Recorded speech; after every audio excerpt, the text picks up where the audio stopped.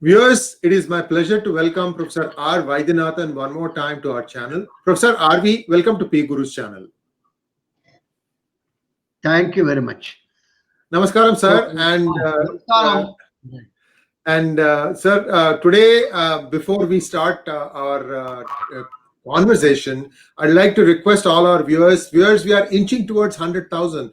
I've had this conversation a few times before. We seem to move in bursts, and again, we are slowing down, but I'd like to have you subscribe, and please tell your friends, family, relatives to subscribe to our channel, and that helps us greatly in bringing experts, subject matter experts to come on our channel. You would have noticed that most days at 9 p.m. IST, we have something called as the prime time session. So P Gurus is not just one channel. It is not right wing. It is not left wing. It is no wing. It is news. What we try to strive is to give you most accurate news possible. And to that end, today we think that the Tamil Nadu politics has taken a slight turn. And to talk all about it, Professor R.V. is here. Professor R.V., please take it away. Yeah. Thank you very much. It's always a pleasure to be part of the P Guru channel. And as you rightly told, we are not right wing or left wing. We are wing only, which flies, to various directions. Now, today we will focus on this issue of, Hindi. We are against Hindi imposition. Suddenly, some group of people, particularly in DMK and particularly Kanimuri, is most active in this. Some people are ascribing some motivation for this, telling that she is aspiring for becoming the CM, and so she is raking up this issue, etc. Anyhow, point is Tamil Nadu ready for this type of activity or this type of enthusiasm against Hindi imposition today? So we want to stress 4 points. That Tamil Nadu of 2020 is not the same as Tamil Nadu of 1965, 66.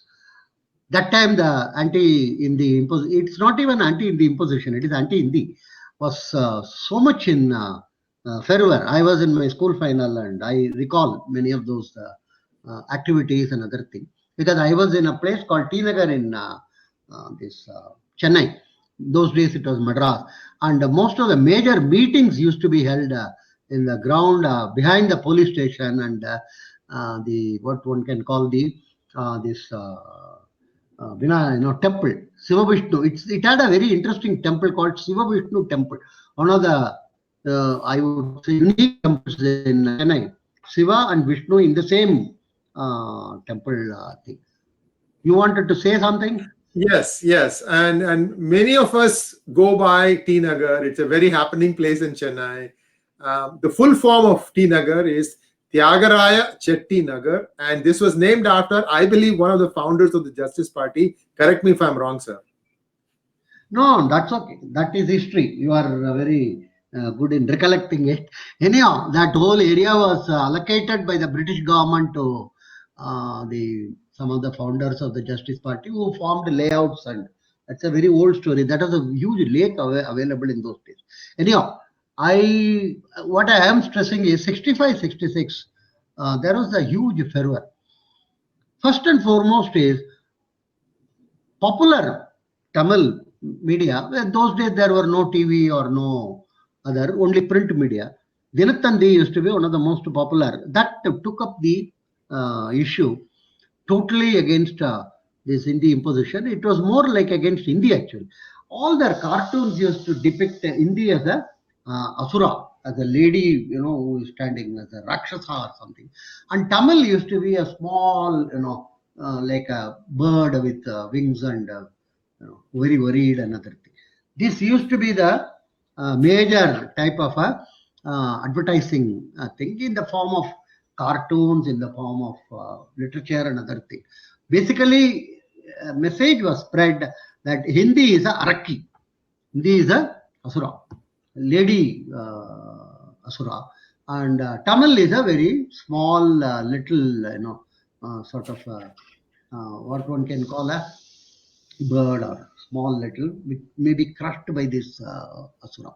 So this used to be, and Dinatandi was a very popular one and crisp, and it first introduced what is known as a single page layout, no what you call montage, no type of a carry over, go to page 4 or go to page 3 or something, and it bold letters it used to give the headlines, and a small type of news only, maybe not more than a paragraph, but it was extraordinarily popular in terms of readership, and even public who are not able to read, they used to sit around a person who was reading it, and he used to be given, believe me, 4 by every one of the audience, and he will read it loud, and then everybody will be there.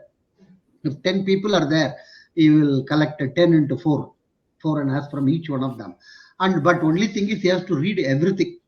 All the thing which is printed in that paper has to be read.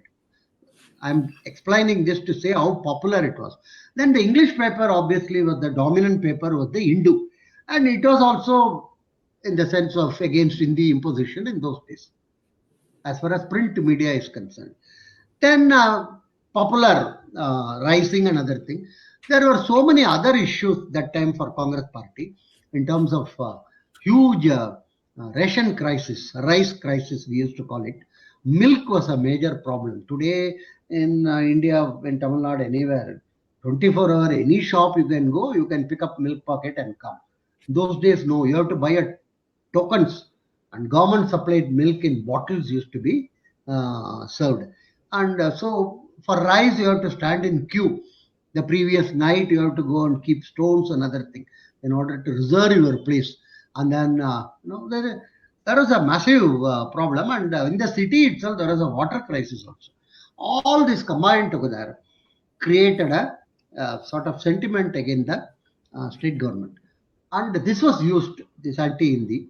And DMK is well known for spreading what one can call the message of chauvinism, message of hatred.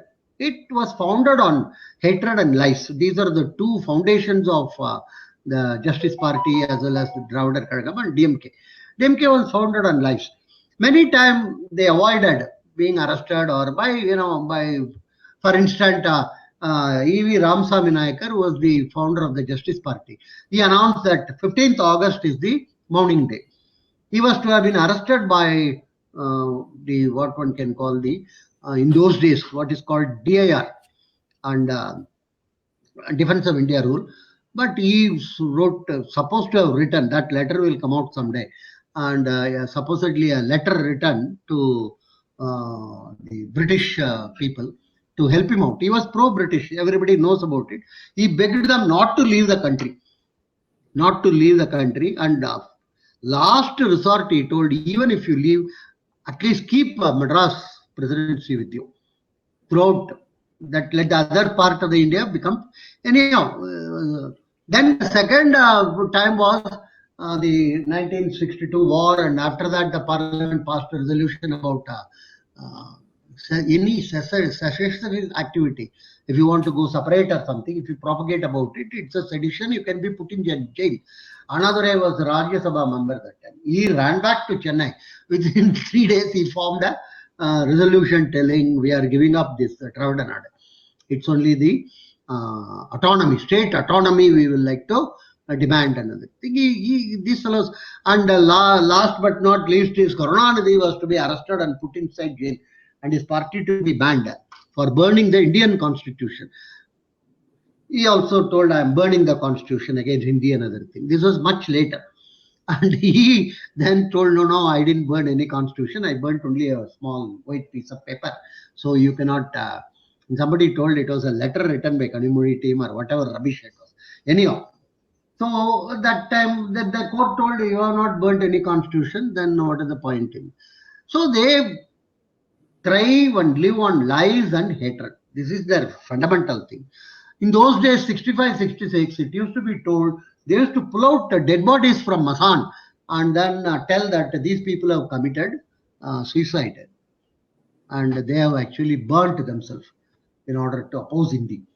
This used to be their propaganda, and that was very virulently done. Another thing, this propaganda was, and then they also capitalized on the food crisis. That time itself, roughly 25 to 30% of the food distributor, retail and wholesale in Tamil Nadu were Nadas, and Kamaraj belonged to that community. So subtly DMK used this to attack Kamaraj. The shortage in food item was ascribed to the local, distribution network, which is of course according to them, and they used the maximum vulgar and abuse. Vulgarity in politics was introduced by DK and DMK. Nobody else. I'm telling you. They used to call Kamaraj as black, this what one can call crow. When they liked Rajaji, they will call him as Mudaringer, elderly, knowledgeable statesman type of thing. When they don't like Rajaji, they will call him as Ulluga Bhatte and other thing. All sorts of abuses. The amount of vulgarity they had, unbelievable, but it used to be very much enjoyed by the public at large. So they are a political party who made vulgarity as a age of what one can call a reason. They brought it to the center. Not only that, they had hold on the film media because of M.G. Ramchandran. So film media and print media both were supporting them. A lot of his songs, a lot of his dialogues used to be supporting DMK. M.G. Ramachandran, this is before he split from the party. That is much later when Karunanidhi came to power and other thing. I'm talking about prior to that. So all this situation created a fervor, a sense of what one can call enthusiasm and fervor. I remember some of the meetings I used to attend. I told you in that T Nagar area. A lot of people who used to organize the dais, chairs, the carpets in the front side, even flowers on the dais. Many of these people, believe me, did that without expecting any monetary returns. I used to ask when Manikam used to be there, Manikam, what did they give you? He will smile and say, no, sir, I didn't even ask. I am working for Tamil Cause, he used to say. I used to smile and leave it at that. I was never arguing with some of these people because they were very full of enthusiasm and fervor. Passion, I would say. That was 65, 66. If you come to 2020, many of the leaders have told me, including, believe me, CPIM leaders, that without paying money, you cannot get dedicated people today. The only few groups in Tamil Nadu are RSS, Hindu Munnani. These are the fellow groups which get people without expecting any monetary benefit, out of sense of what one can call fervor as well as enthusiasm today. Without any, they will come, paste posters, put the flag, and other parties have to pay money, except the extreme group CPI-ML or Nakshals, but that is few and far between. That's not all other parties are in a position where there is no major enthusiasm on these issues. That is the first point you should know. If Kanimozhi has to call a meeting, she has to pay money in order to get the crowd. But 65, 66 was not like that. That is the most important thing many people are not understanding. The second point is, media is now very, very dispersed. Everybody is an editor, everybody is a reader, everybody is a, you how to become editor, you get hold of one computer, you have a network, you become your own website, you write all sorts of things. You are, as long as some people read it, you are you can proclaim yourself to be intellectual also. Who is going to question you, right? Or independent thinker. You can give a lot of titles to yourself. So media is now enormously dispersed. Even though a lot of this TV media is controlled and even print media is controlled by DMK, but the reach is much different now. You have social media who exposes immediately any mistake done by the other side. You have media like independent, like what you may call Rangaraj Pandey. There are millions of viewers for him. There is one Maryadas, you might have heard about him. He also in the YouTube and other, he also gets a enormous number of viewers for his views and other thing. Yes. Sir, Maridas is a good friend of mine. In fact, I've worked with him. I've interviewed him on P Guru's channel.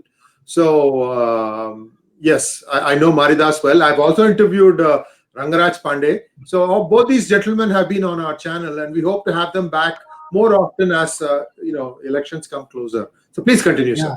No, I am not telling them about P Guru's channel participation. I am telling them they have got the media reach is now different. Oh, absolutely. Phenomenal reach. Yes. Phenomenal. So that the story, it's not easy for DMK to build up only one type of a story and then publicize it or anything. That's the second point which I want to stress. Third point is there is a huge amount of social interaction has taken place between Tamil Nadu and other parts of the country. For instance, in Tamil Nadu, huge number of construction laborers, people who are working in the retail showrooms, people who are working in the restaurants, people who are working in different activities, including IT industry, are all from other parts of the country. They can be from Bengal, they can be from Orissa, they can be from UP or Bihar, or any part of the country. There was some estimate which told there is something like 50 lakh, which means half a crore people from outside TN are working in TN. So the social, or so. 8% or so. 8% or so. 8 to 9%. 8% of the population. Yeah, no, the social composition is significantly different. So also people from Tamil Nadu going out and working has also enormously changed. For instance, large number of people from Tamil Nadu are in Middle East, and they all in some way or other use Hindi for the mechanics of communication with other Indians in Middle East. So there is and then there is intermarriage among various communities taking place from Tamil Nadu to other parts of the country and other. This is the third thing which I think people like Kanimozhi should realize how things are changing. The fourth thing is most important and interesting thing to note is there is a significant number of non-Hindi states like Orissa, Gujarat, Maharashtra, Punjab, various other, and also southern states, other 4 southern states other than Tamil Nadu. They are not so much having any issue with Hindi anymore. They are not going to jump. No major political party has given any statement in favor of this DMK or anything. Most of this actually in the southern portion, Kerala, this place, Karnataka. For instance, Karnataka, this one of the major opposition leaders, Congress leader, Mallikarjun Kharge, he speaks very good Hindi actually. And so also various other leaders in Andhra Pradesh. So they are not, many of the Kerala leaders in parliament also they speak good Hindi. So they, in the sense there is not much of enthusiasm about these activities of DMK vis-a-vis others, including people in the southern portion of the country. There are some fringe elements who will write. There is one Garg, some Chatterjee or something in Bengal who writes about Hindi domination and other, some Karnataka element, but they are, I would rather call them as very, very small elements or fringe elements. So that is something also which should be keep in mind. The integration, I was telling, social integration, one important issue is quite a number of Tamil heroines are all from northern part of the country. They are imported. I don't know why the Tamil producers or directors think that Tamil Nadu people cannot be major heroines. And one fellow told me bluntly that, sir, they have got white skin, that is most important. Many of them cannot even speak Tamil. It's all dubbed out. Everybody knows about it. We have, any number of examples one can say, one can give. The point is, earlier it used to be Telugu heroines dominant in Tamil, Savitri, then some Kerala people, K.R. Vijaya, Ambika, another thing. Now it is all from Punjab or Rajasthan or all these places. Even person like Khushbu is from, she's from Bombay only. So anyhow, the point is, the Tamil film people also are eager to get some assignment in Bollywood because Bollywood is big money Tamil also is big money, but not as big money as Bollywood. So there is a enthusiasm to go there and work another thing. One choreographer recently told she is also doing choreography for various Bollywood movies. So this is also to be kept as part of the social and business interaction, which has significantly increased between Tamil Nadu and other parts of the country. So there is no fervor, enthusiasm as it was in 65, 66. If at all there is some fervor and enthusiasm for free work, it is available only with these RSS Hindu Munnani type of people. Very interesting, actually. That's how the history, as a way of, changing over a period of time. It's not frozen or anything. And now, for instance, I know in some of the states where BJP has ruled for something like 10, 15 years, they find it difficult to get people to work on fervor and enthusiasm. Because you see, when you rule a state for 20 years, there is a tendency among various people to become, ministers and deputy ministers, contractors, and various other. And this has been seen by the followers of the DMK also. DMK was in power, and DMK is nothing big deal. Kamaraj used to say, both of them are just the two types of, this coconut matai. Matai is what? Some stump or something, which has grown in the same pond. It's nothing big deal or big different about it. Point is, the ordinary cadres also observe how these people are making money. They know that Karunanidhi family has made billions. There's nothing top secret about it. For instance, his grandnephew, another thing, Maran, another thing, have a huge empire. And they had the aircraft industry with them, which they sold it off later, SpiceJet. They had this huge empire of Sun TVs and various type of channels and other things. And various other district level, sub-district level people have also made huge amount of money. That way, DMK is sort of a, decentralized. They always talk about, Madhiyal Kutachi, Monolatil Suyachi. That is central, it has to be federalism. State level, it has to be this independent governance. But at least their party has followed one thing. At the state level, we will make money. That is their family. But at the district level, you are encouraged to make your own.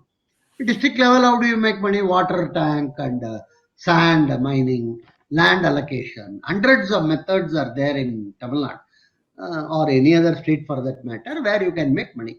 So these low-level cadres have observed this, that these people have made enormous amount of money. Once they have observed, their enthusiasm for a cause, quote unquote, will be significantly lesser than for these spoils of power. So this is how, for instance, recently some people have behaved very badly in terms of eating some dosa, not paying money and other things, some of the DMK cadres, because they genuinely think they are going to come back to power. And so they come back to power, they don't have to pay. So now itself they have started it. So this is another issue. Issue is in terms of being in power for a longer period of time and being observed by the lower level functionaries and other things, that making money is the primary cause for these people. All other talk about anti-Hindi and this and that and other thing is generally, for only public consumption and other thing. So fundamental point is, lies cannot carry you beyond a point. For instance, this lady Kanimuri lied that CISF told her to leave the country. No CISF man will ever tell anyone to leave a country because you don't know Hindi. First of all, I am not very sure whether she doesn't know Hindi. That is a fundamental issue. But assuming nobody is going, and then our ex-home minister, come finance minister, Chidambaram, he says that he was also treated. I can't believe this actually. He was the home minister of the country, and if he had been treated like that, he could have pulled him up and he could have put him into charge. Anyhow, these are just what I would call exaggerated lies or something in order to build up a tempo, but they are not able to build up the tempo. Recently, some people came with a T-shirt, I don't know Hindi, go away, poda, like that. But they thought somebody will write a counter T-shirt, I want to know Hindi, but unfortunately the counter t-shirt was, we don't want DMK, get lost. This counter t-shirt shocked them actually. They didn't realize it.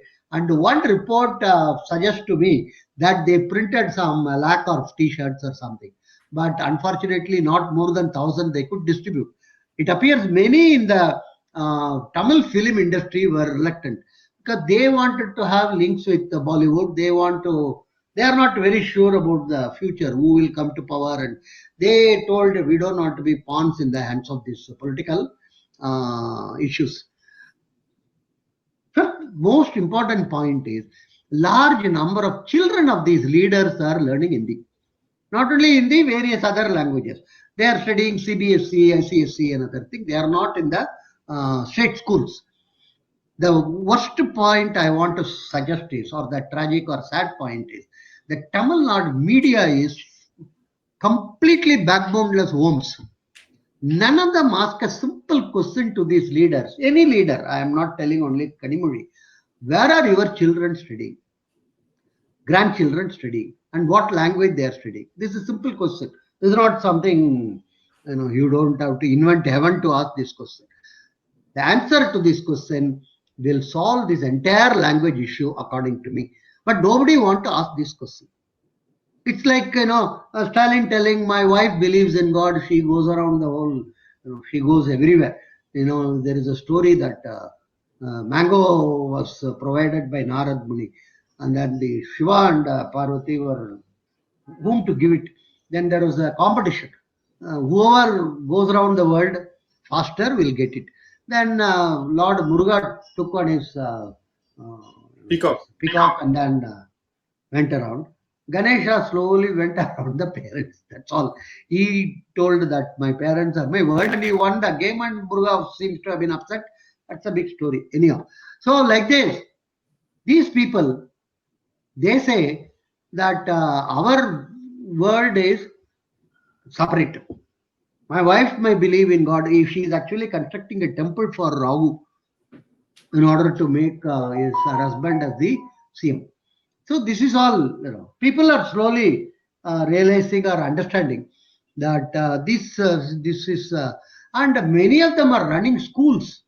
For instance, Stalin's daughter runs the Sunshine School, and it's also very well known. And there they, interestingly, the entry to the school, there is one Ganesha, which is everybody, in almost many schools they have in the entry Ganesha. Anyhow, so the issue is, what is your children studying? For instance, Tughlaq published in those days, and Cho was the editor, an article about Anbumani's son in Delhi studying Hindi. Anbumani and others were very upset. Ramadas, so many justifications they were giving. That is their where else they can study. When they study in Delhi, they have to study Hindi. Why should they study in Delhi? They can study in Vrudachalam or Gumdipundi. It is not required they should. Anyhow, Cho exposed them. So like that, many of these leaders, I am not talking about state level leaders, district level, panchayat level leaders, their children are studying in schools where Hindi is taught. So what is the private schools, metric schools? So what is the message you are communicating is, if you are rich, if you can afford a private school, then you can join and learn Hindi. But if you are in government school, then we will not teach you that. There also government is not, nobody from Modi to anybody, nobody is telling that Hindi alone will be taught. They are only telling take one third language. It can be any language, whichever you want to take, you take it. It can be German, French, Bengali. I would rather suggest, if you want, you can even take Telugu or Kannada. The number of people in Tamil Nadu knowing adjacent state languages are very, very minimal. Same I would blame for the other states also. Like, good books. Gopalakrishna Adiga, one of the greatest writers in Kannada, poet also. He is no more. I know him, he was our neighbor actually. I used to meet him. He used to tell Professor, one thing is common between Tamil and Kannada and Telugu and other. What is that? I was puzzled. In those days, there used to be this, due to Kaveri and other, lot of this Tamil feelings were getting, everywhere, chauvinists are trying to fan that. used to tell. I used to ask him, what is that, sir? He used to tell, good books don't sell in any of these languages. He used to say, he used to show me a room full of his books. He says, nobody buys more than 500 or 1,000 copies.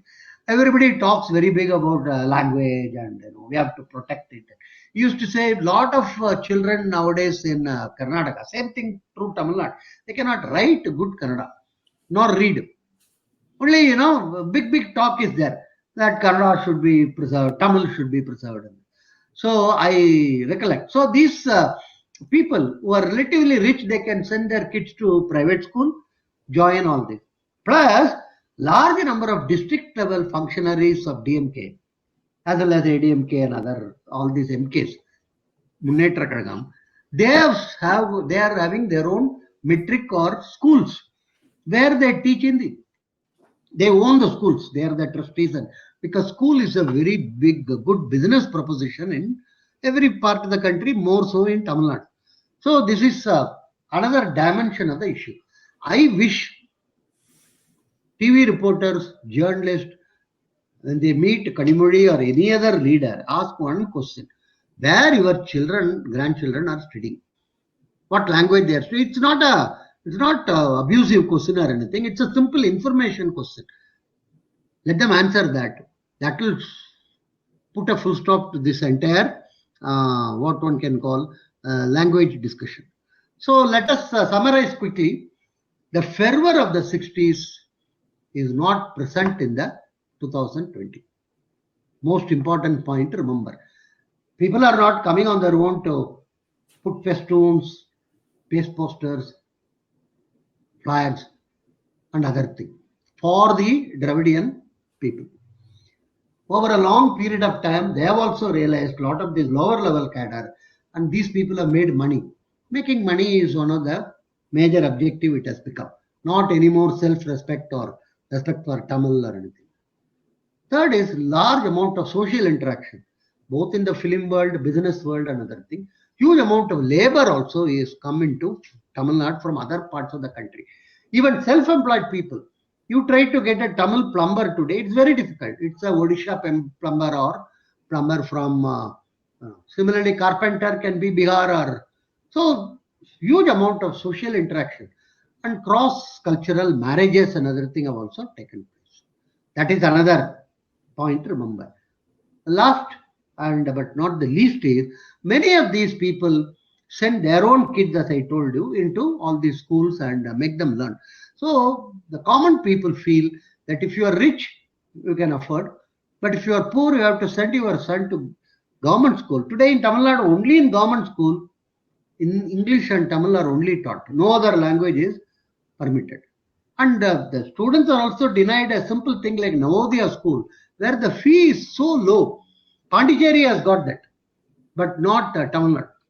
And these every Tamil MP and others have got what one can call recommendation possible for Kendriya Vidyalaya and Navodayas outside the state, KV within the state also.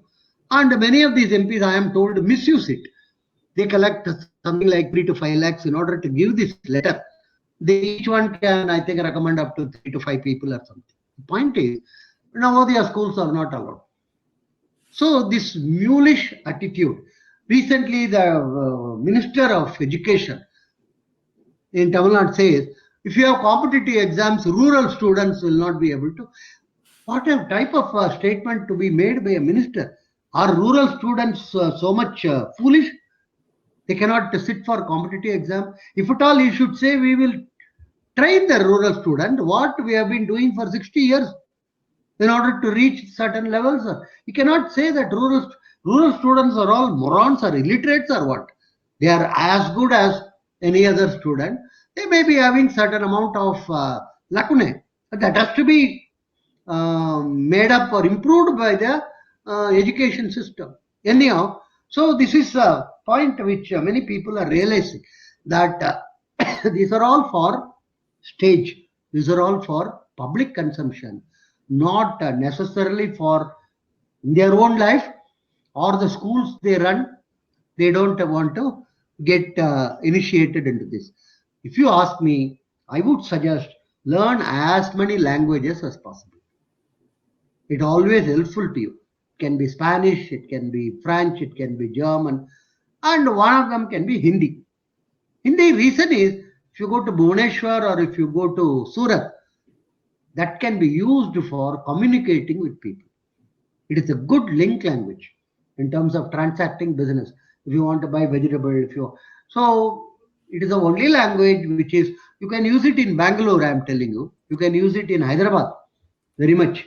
Nobody is going to. You can use it in many places in Kerala actually. So the only you see, Tamil Nadu cannot be an island for a long period of time. They may go on shouting anything. That's not going to help them. It's a part and parcel of an Indian Union. So if you incidentally you can use Hindi in Guwahati, you can use Hindi in Amritsar, you can use Hindi in Jaipur, you can use Hindi in various other places, Maharashtra. Many towns you can use Hindi actually. So there is it's nothing to do with imposition or anything. It's more to do with convenience in terms of your usage, in terms of your ability to. And last point I have always been telling, UP, Madhya Pradesh, Rajasthan, and Bihar also in future are the states which are fast growing. They are going to be engines of our economic growth. Huge amount of investment is coming into UP. Incidentally, Tamil Nadu is, in terms of ease of doing business, it's one of the last states. Not in the front. Andhra Pradesh is one of the first states. Tamil Nadu boasts itself highly literate and so many engineering colleges. Employability of engineer, Tamil Nadu is last. They are not in first. What is the point in having large number of these and then give them what I call corona engineers? Everybody is given a pass. All are engineers. You know, this is just, it's not going to help. Why I am telling is, if UP and Rajasthan are going to be engines of our future economic growth, huge amount of investment is coming. Large amount of investment pulled out of China is going to come to UP. That's what is the trend. These are something which no point in going on debating or discussing. Just get used to it. As an ordinary student, I will advise, learn that language. Easy for you to communicate, easy for you to, because each individual has to take care of their personal and professional requirement rather than some, ideological movement or something. Kanimani's son, I am told, is studying in Singapore. What is he studying? What did he study? Which language he study? Why should he study in Singapore? He can study as well as in Tamil Nadu, as an ardent Tamilian, right? But these questions media will not ask. I would say youngsters learn aspect. That's what Shivanadar told, who is the founder of HCL. He's from Tamil Nadu. He told students learn Hindi. It's useful. That's all. I'm not telling become a great grammarian or a long time before it appears. Another made one observation. Somebody told him in 30 minutes, 30 days you can learn Hindi. He told more than 30 days there is nothing to learn in that. Equipped like that, and that becomes a very huge amount of humor and seriousness and other things. These are all, somebody told the backside of the stamp, you can write whatever is available in the French language. That doesn't mean, it's, see, these are quips, these are just time pass. Another guy was a king of time pass, actually, in those days. So, there's nothing to, even if you don't have anything to learn more than 30 days, learn it. Use it for communicating. What's your problem? And Tamil is the oldest language, it's told in many quarters. So, okay, Tamil is the oldest language. What is wrong in that? The point is that others should also learn this. Will come out of 3-language formula. Haryana, Bansila, time onwards is having Tamil. Not many people are even aware of it, actually.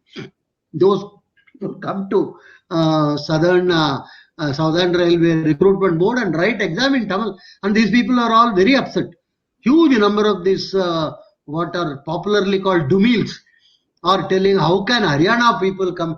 Haryana people know Tamil. As long as they know Tamil, they will, whoever has no Tamil, they will be Tamilian. They can write exam in Tamil. What is that? So it is not out of any, it's a more requirement, it's a more in terms of what will give you extra benefits in your professional and personal career. And last but not least, I would say, learn from Subramania Bharati. முகம் ஒன்றுடையாள், ஆனால் எத்தனையோ மொழிகள் நம்ம தேசத்துல இருக்கு. அப்ப 30 கோடி முகமுடையாள், இப்போ 30 கோடி இல்ல, இப்போ 120 கோடி ஆயிடுச்சு. But lots of languages are there. Don't have dvesham, animosity towards any language. All languages are languages of divine in India. Actually, Kannada or Marathi or Telugu, or they are all great languages. Tamil, all languages are great languages. So don't have animosity towards any language or towards any other culture or people or anything. That will not help us. That is the only request as a academician and a senior citizen I will make to Youngistan or youngsters of today. Thank you very much. Thank you very much, sir. And we bring this program to a close. I just want to make an announcement. This is my channel, so I can take the liberty of announcing paperback versions of my book. So, and I have two versions. There's a hardback and there is a paperback. And this is about 25% bigger than the first book. Paperback. Yes. So I would just, if with your permission, sir, I would like to read what you have said about this book. Yeah. Very good. But many others also would have told, I am sure. Yes. So would you like me to read a few?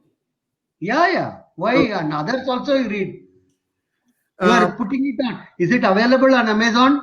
Yes, it is going to be available on Amazon in a week's time. The ebook is already available. The paperback and the hardbound will be available on Amazon.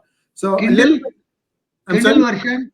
Kindle is already available. Available. Tell all that to the audience. Yes.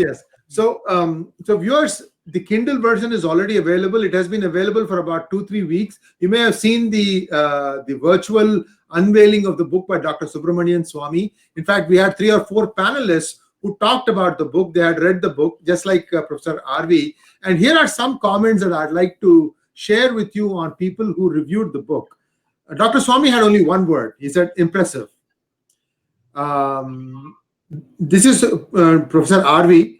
This book, Who Painted My Lust Red, is the second one in the trilogy planned by the author, Sri Iyer. The focus is on the interplay between Bollywood and cricket and the role of politics. The two major obsessions of Indian middle class are films and cricket, and unfortunately, both are infested with mafia groups. This book can belong to the genre of a socio-political thriller. It focuses on 3 would-be female actors in films and their travails.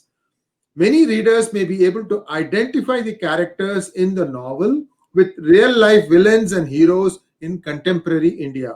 Of course, the ace investigators Karan Dikshit and Priya Menon, who were present in the first book, Who Painted My Money White, unravel the mystery.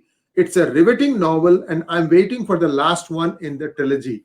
Sir, thank you very much for those kind words. You also weaved in my first book and also mentioned the main characters in the first book that were responsible to unravel the mystery. So I really thank you for saying this. And there are many more people who have weighed in. And I mean, I can go on. The point here is, this is a book that has taken on a subject that has not been covered before. It explains why IPL was formed. What was the reason for clubbing all these things together? So and it's not that glamour adds to more people coming to the stadium. No, there is much more to it than that. I think Professor RV hinted as to what that is. And this takes up the thing in some detail. And I hope you will make this book just as successful as my first book. I'm still a budding author. I need your support. I don't make many bones about being a good writer. I think I write from the heart. And the third book, sir, is almost ready. I'm going to release it about a month and a half before Tamil Nadu elections, because it has a very direct hint for the Tamil Nadu elections. So let us see how it goes. I think maybe January, February timeframe, I'll release the book, and it's almost ready. So things are coming along very well. And as always, thanks for your support, sir. You made me something that I never thought I could do. I was just another engineer. So Thanks a lot. Thank you very much. so this is all coming from the heart, and I can tell you guys, I will never forget my first meeting with Professor RV. It was at his campus. He was, he was still teaching at IIM. Very, very fond memories. Thank you very much, sir. Namaskaram, and hope to see you again.